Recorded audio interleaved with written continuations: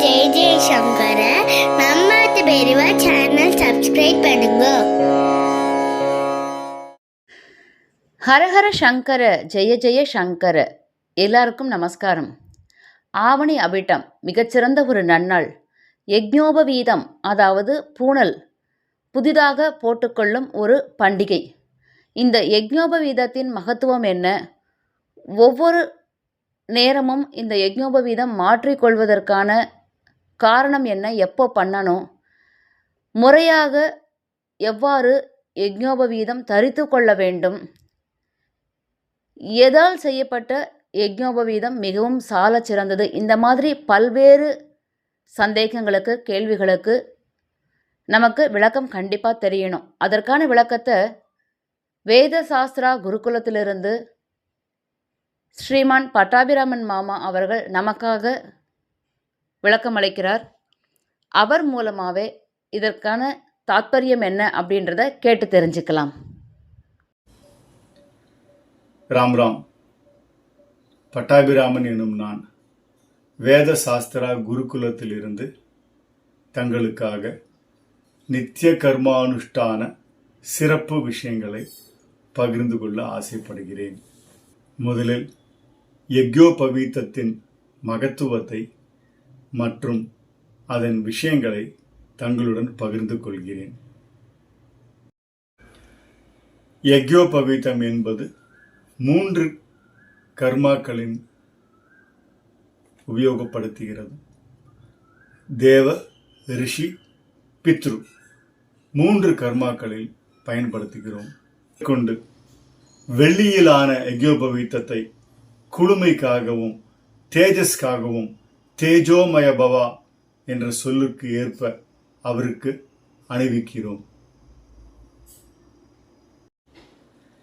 யக்ஞோபவீதம் என்பது சம்ஸ்கிருத சொல். அதிலும் பல்வேறு உள்ளூர் மொழிகளின் விஷயமாக இதை பல வடிவில் சொல்லப்படுகிறது. ஜனேவ், பவித்ரோதரா, புரோபிதோ சுதோ என்று வெவ்வேறு மொழிகளில் சொல்லப்படுகிறது. ஆனால் சம்ஸ்கிருதத்தில் இதற்கு சரியான சொல் யக்ஞோபவீதம் அல்ல. சம்ஸ்கிருதத்தில் இதற்கு சொல் யக்ஞோ உபவீதம், அதாவது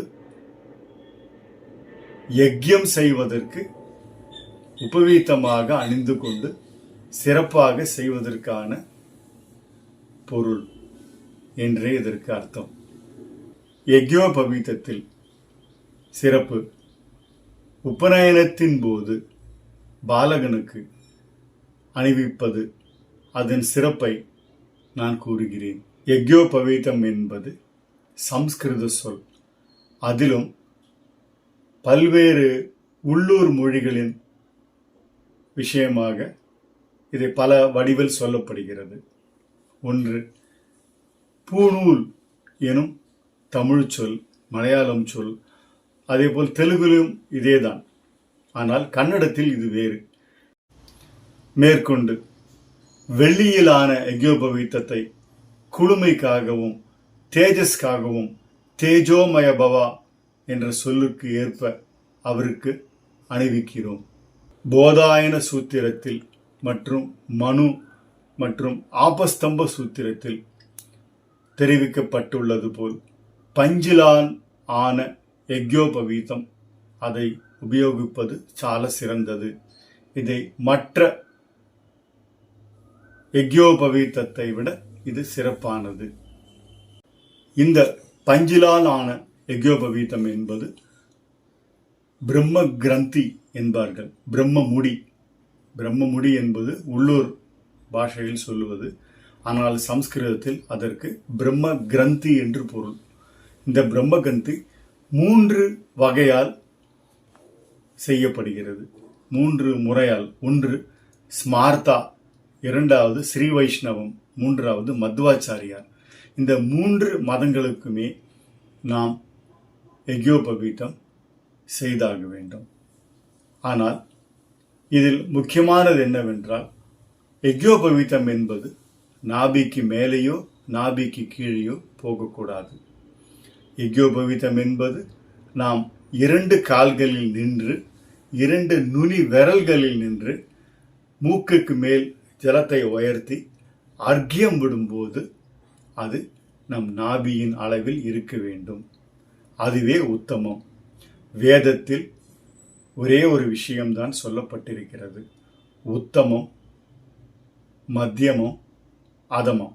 உத்தமம் என்றால் உத்தமமான வழி, மத்தியமம் என்றால் மிதமானது, அதமம் என்றால் செய்யக்கூடாதது. ஆகையால் இந்த 3 விஷயங்களையும் பின்படுத்தி நாம் யஜ்ஞோபவீதத்தை அணிய வேண்டும். இதில் உத்தம விதம் நாபியின் அளவில் மட்டுமே தான் யஜ்ஞோபவீதம் இருக்க வேண்டும். அதே மாதிரி நாம் வலது புறத்தில் உபவீதியாக போட்டுக்கொள்ளும் பொழுது இது நமக்கு தேவ காரியங்களை பண்ணுவதற்கான அருகதையை தருகிறது. அதே போல் இடது புறமாக போடும்போது பித்திரு காரியங்களுக்கு உண்டான அருகதையை தருகிறது. அதே மாதிரி நாம் இடுப்பில் வஸ்திரத்தை மாற்றும் பொழுது இந்த ஆச்சார வஸ்திரத்தை, இந்த அனுஷ்டான வஸ்திரத்தை மாற்றும் பொழுது நாம் மாலையாக அணிவிக்க வேண்டும். அதை நம்ம வெளிவாசலுக்கு போனாலும் சரி, குளியலுக்கு போனாலும் சரி, வேற எந்த விஷயங்களுக்கு, மனிதர்களால் செய்யக்கூடிய எந்த விஷயங்களுக்கு போனாலும் சரி, நாம் மாலையாகத்தான் அணிய வேண்டும்.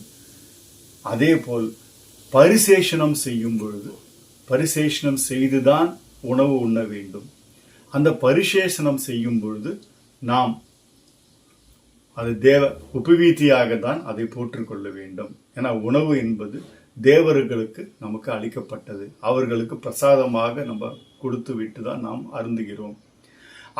அதே போல் நாம் பரிசேஷனம் என்பது வஸ்துக்களுக்கு அல்ல, நாம் நீரினால் செய்யணும்.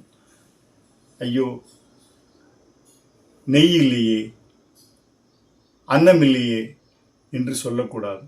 நாம் எப்பொழுதும் நீரினால் தான் பரிசேஷனம் செய்ய வேண்டும்.